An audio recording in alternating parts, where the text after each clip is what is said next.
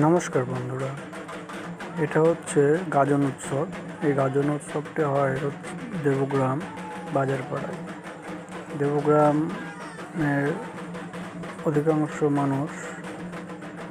শিব ভক্তরা বাবার আরাধনায় মত্ত হওয়ার জন্য তারা এই চৈত্র মাসের 1 মাস ব্যাপী কেউ 21 দিন বা 9 দিন বা 7 দিন 3 দিন এরকম সময় নিয়ে বাবার জন্য তারা মালসা ভোগ করে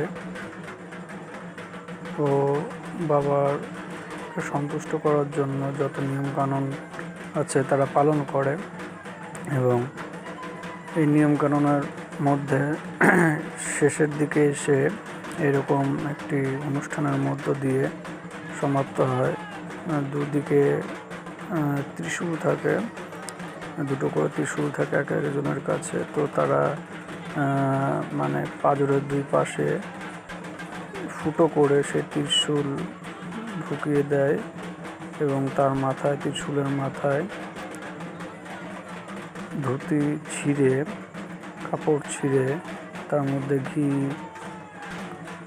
তেল দিয়ে সেটাতে আগুন দিয়ে প্রজ্বলিত হয় ও বাবার নাম করা হয়। ঢাকের তালে তালে বাবার নাম নেওয়া হয়, ঢাক বাজানো হয় ও তারা নাচতে থাকে মহাদেবের নাম করতে করতে। এরকম তারা নৃত্য করতে থাকে, অনেক সময় ধরে নৃত্য হয়। যে যতক্ষণ পারে নৃত্য করে। আসবেন আপনারা, এসে দেখবেন, খুবই সুন্দর। জায়গাটা হচ্ছে দেবগ্রাম বাজারপাড়া। এখানে ভক্ত হয় প্রচুর।